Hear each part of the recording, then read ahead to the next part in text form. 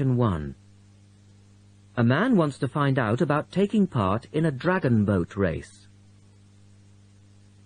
Listen to the conversation between the man and the woman and answer the questions. First, you have some time to look at questions 1 to 5.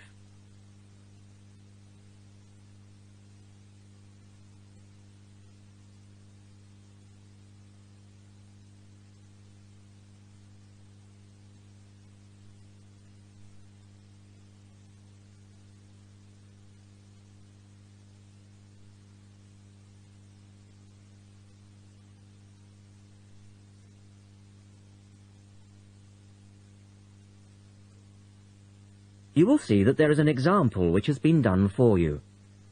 On this occasion only, the conversation relating to this will be played twice.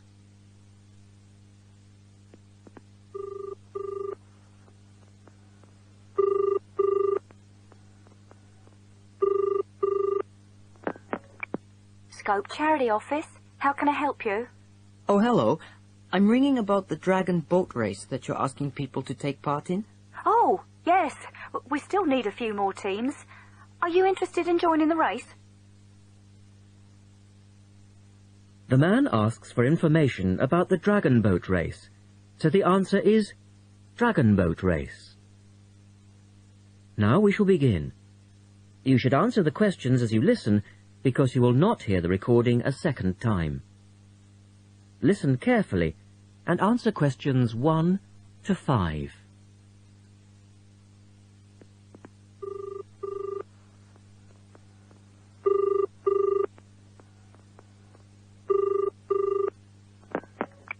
Scope Charity Office. How can I help you? Oh, hello. I'm ringing about the dragon boat race that you're asking people to take part in. Oh, yes. We still need a few more teams. Are you interested in joining the race? Yes. We want to enter a team, but we don't know anything about it. Could I ask you for some more information first? Of course. I don't even know when it's being held. It's taking place on the 2nd of July. Is that a Saturday? No, it's a Sunday. It's a much more popular day and more people can take part then. Right. And where's it being held? At the Brighton Marina. Oh. I'm an overseas student. Could you spell that for me? Yes. It's Brighton Marina. That's M-A-R-I-N-A. Do you know where it is? I'm not sure. It's a couple of miles past the Palace Pier. Oh, yes. I know it. You take a right turning off the coast road, or you can cycle along the seafront. That's good. What time does the race start? Well, the first heats begin at 10 a.m., but you need to register half an hour before that, at 9:30, and we really recommend that you aim to be there by 9. It's a good idea to arrange a meeting place for your team. Right. And the race is to help raise money for charity? It is. We're asking every team member to try and raise £35 by getting friends and or relatives to sponsor them. Every crew member will receive a free tournament T-shirt if your team manages to raise £1,000 or more. Oh, that's quite good. Also, we're holding a raffle. Every crew member who takes part in the race this season will be entered into a free prize draw. Oh, what's the prize? It's pretty good. It's a holiday in Hong Kong. Sounds great. The man asks for more information. Look at questions 6 to 10.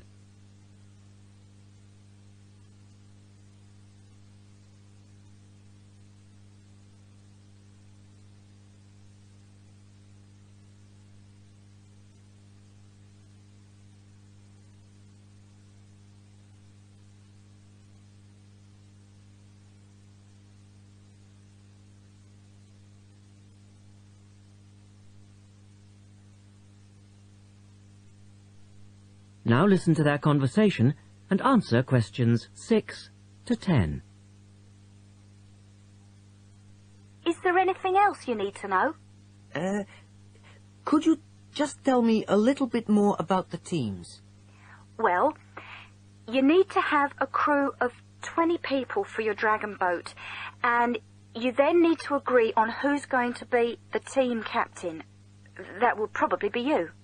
Fine. I've got a group of 20 people who are interested. Do all the team members have to be a certain age? Well, there's no age limit as such, but if you have a team member who's under 18, then they have to get their parents' permission to take part. Yes, that makes sense. It isn't dangerous, but we do have boats that turn over in the water, and for that reason we need to insist that everyone wears a life jacket as well. And you can hire life jackets from us when your team arrives. What do you advise people to wear? Well, most people wear a t-shirt, shorts and trainers. I certainly wouldn't recommend that you wear jeans or boots. In fact, it's a very good idea to bring some spare clothes. Okay.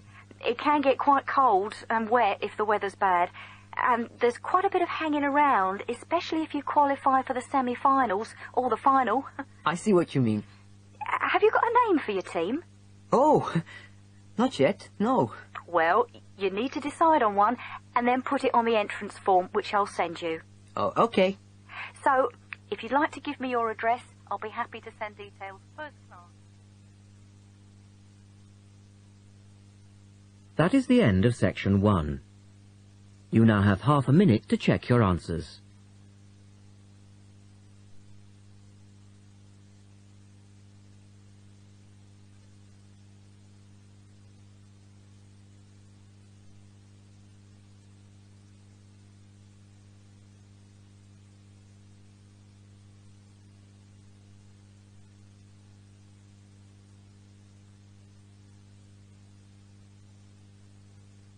Now turn to section 2,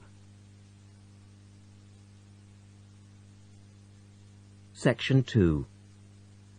You will hear a talk by a wildlife specialist on a type of bird called a kiwi. First, look at questions 11 to 15.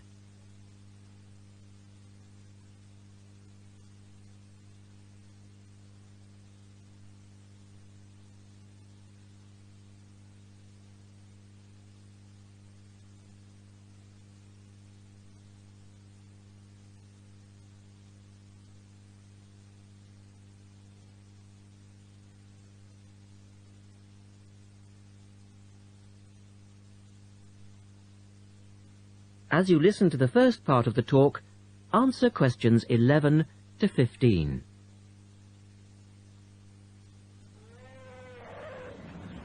Ladies and gentlemen, welcome to Auckland Zoo on this sunny Sunday afternoon and to our special Kiwi fundraising event. My job is to tell you all about the amazing little Kiwi, and your job, hopefully, is to dig deep in your pockets. Now, for the benefit of our overseas visitors here today, I should explain first of all that the kiwi is the national bird of New Zealand, and sometimes New Zealanders themselves are known as kiwis.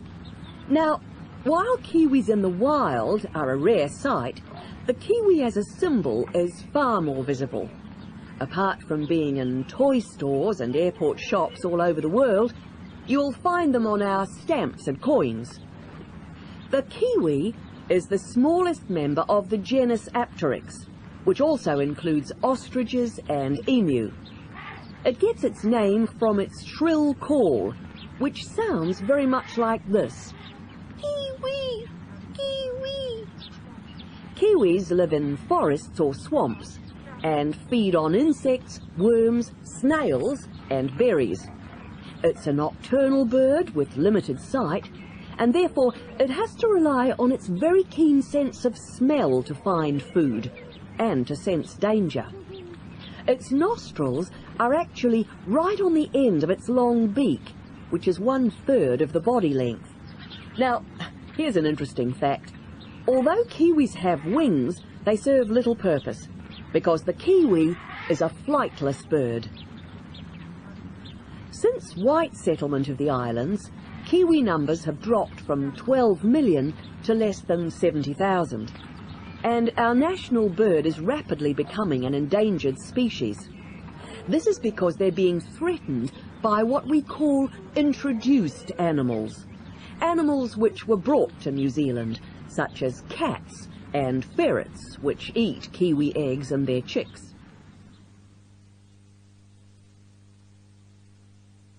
Now look at questions 16 to 20.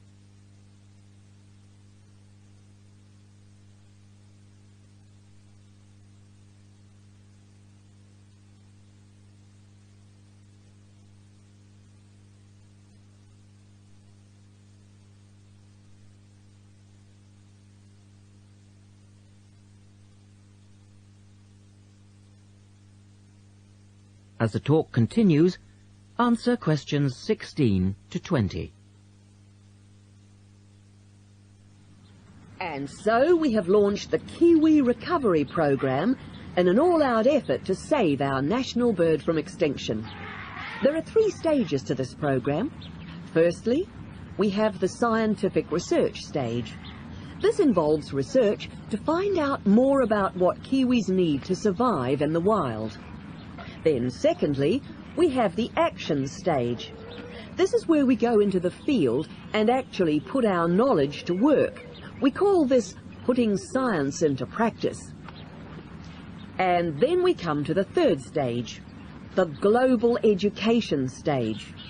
By working with schools and groups like yourself, as well as through our award-winning Kiwi website, we are hoping to educate people about the plight of the kiwi.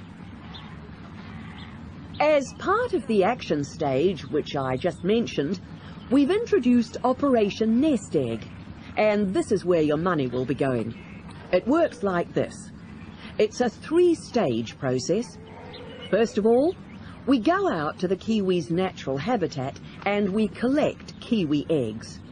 This is the tricky part, because it can be very difficult to find the eggs. Then, in safe surroundings, away from predators, the chicks are reared. Now, this can be done on predator-free islands or in captivity. They're reared until they're about 9 months old, at which stage the chicks are returned to the wild. So far, it's proving successful. And since we started the program, some 34 chicks have been successfully raised this year, and their chances of survival have increased from 5 to 85%. However, it's not time to celebrate kiwi survival just yet. About 95% of kiwi chicks still don't make it to 6 months of age without protection, which is why Operation Nest Egg is so important. And we ask you to give generously today.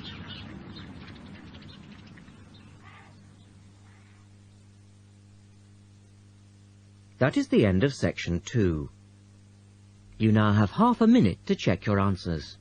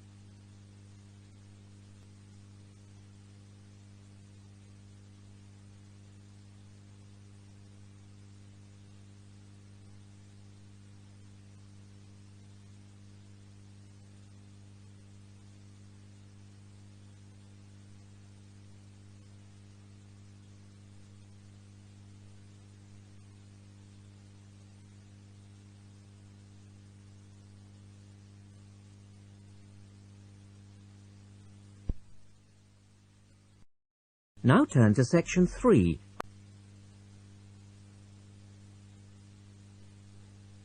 Section 3.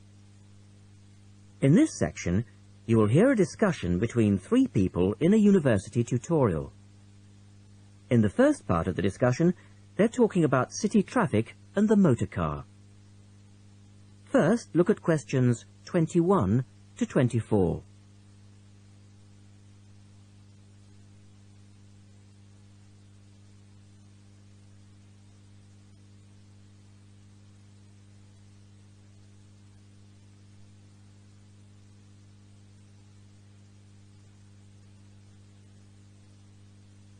Now listen to the first part of the discussion and answer questions 21 to 24.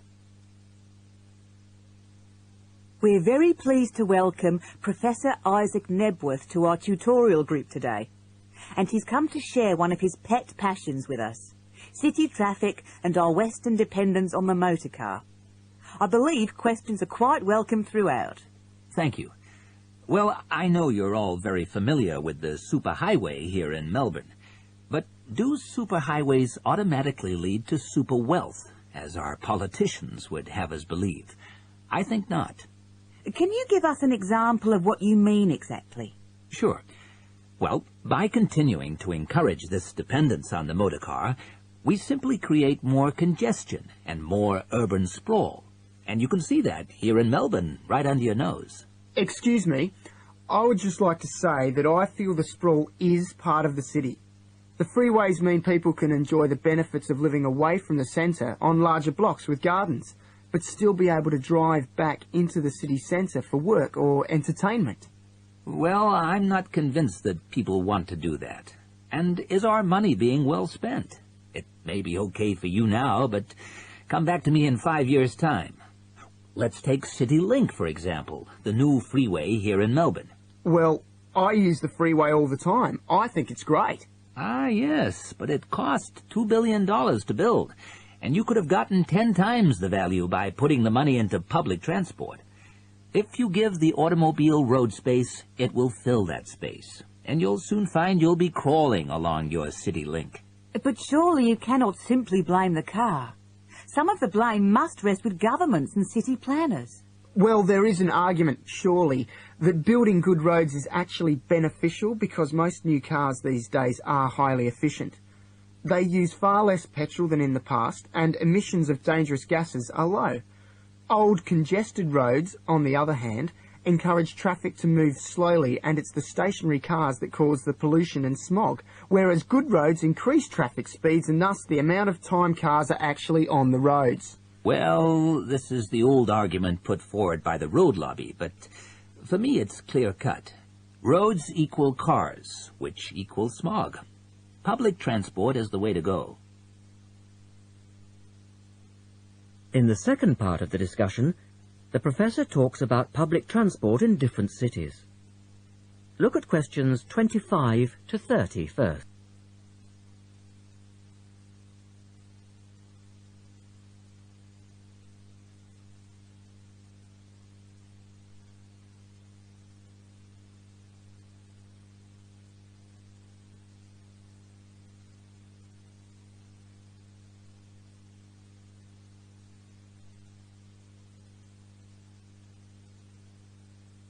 As you listen to the discussion, complete the questions about public transport. Now, on that topic of public transport, I read somewhere recently that Australia isn't doing too badly in the challenge to increase the use of public transport. Better than America, granted. But by comparison with Canada, it's not so good. For instance, if you compare Toronto with the U.S. metropolis of Detroit, only 160 kilometers away, in Detroit, only 1% of passenger travel is by public transport, whereas in Toronto it's 24%, which is considerably better than Sydney, which can only boast 16%. Well, I think it's encouraging that our least car-dependent city is actually our largest city. 16% of trips being taken on public transport in Sydney isn't too bad. But it's a long way behind Europe. Take both London and Paris, for instance, where 30% of all trips taken are on public transport. Well, they do both have an excellent underground system. And Frankfurt comes in higher still at 32%. I understand that they've been very successful in Copenhagen at ridding the city of the car. Can you tell us anything about that experiment? Yes, indeed. Copenhagen is a wonderful example of a city that has learned to live without the motor car. Back in the 1960s, they adopted a number of policies designed to draw people back into the city. For instance, they paid musicians and artists to perform in the streets. They also built cycle lanes, and now 30% of the inhabitants of Copenhagen use a bicycle to go to work.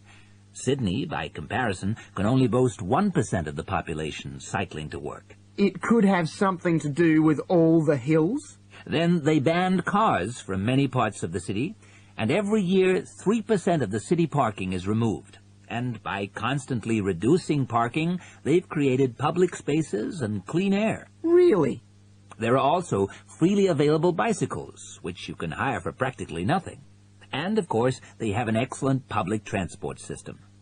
Well, that's all very well for Copenhagen, but I'd just like to say that some cities are just too large for a decent public transport system to work well, particularly in areas with low population. Because if there aren't many people using the service, then they don't schedule enough buses or trains for that route. I accept that there's a vicious circle here, but people do need to support the system. And secondly, the whole process takes so long because usually you have to change. You know, from bus to train, that sort of thing. And that can be quite difficult. Ultimately, it's much easier to jump in your car. And often it turns out to be cheaper. Sure, but cheaper for whom? You or society? We have to work towards the ideal, and not give in all the time because things are too difficult. Anyway, let's move on to some of the results of the survey, which I think you'll agree. That is the end of section 3. You now have half a minute to check your answers.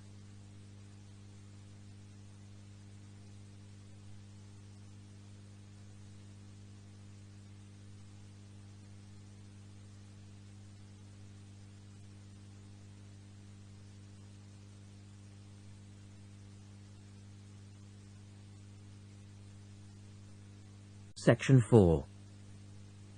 You will hear a lecturer talking about food preservation. First, you have some time to look at questions 31 to 37.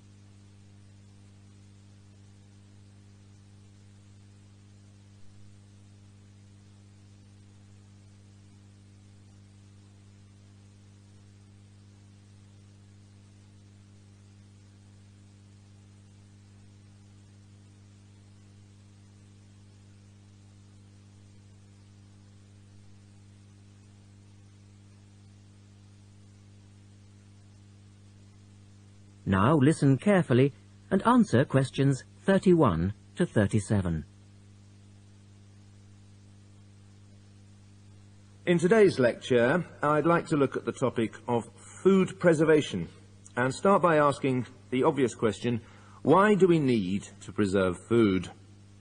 Well, apart from keeping it fresh for our daily needs, many foods, such as fruit and vegetables, are only available at certain times of the year, so if we want to be able to eat these foods all year round, we need to preserve them. We also need to preserve food for export overseas to make sure that it doesn't perish in transit. And lastly, we need to be able to preserve food for when there are food shortages. There are a number of methods of preserving food which involve both high and low temperatures, chemicals, irradiation, and drying. Let's have a look at these in turn.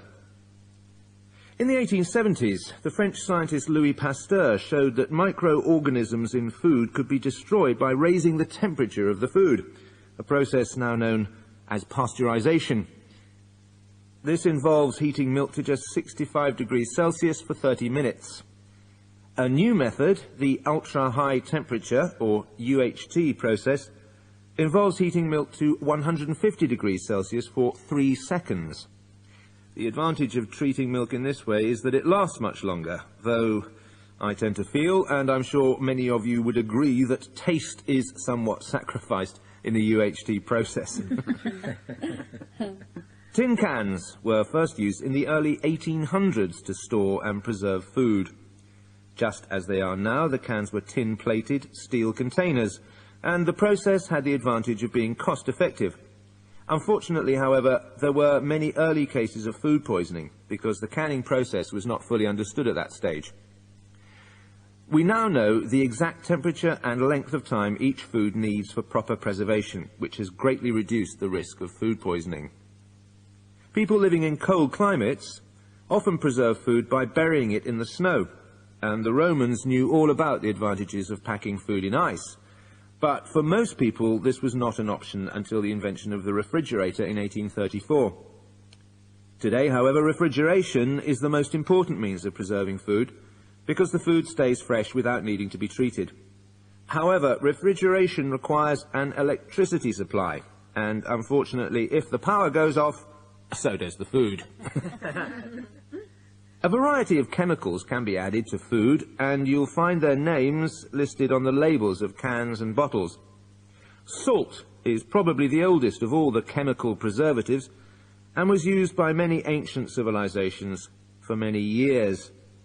Sugar also acts as a preservative, and is used to preserve jams in much the same way that vinegar is used to pickle foods.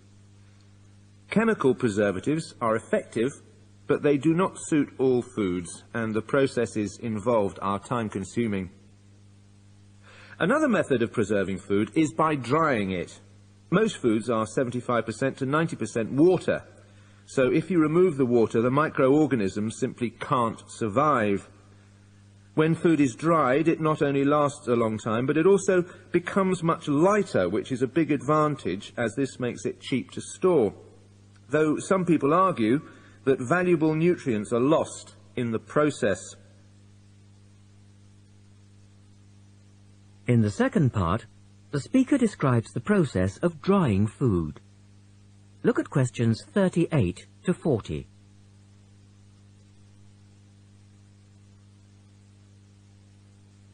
Now listen carefully and label the diagram.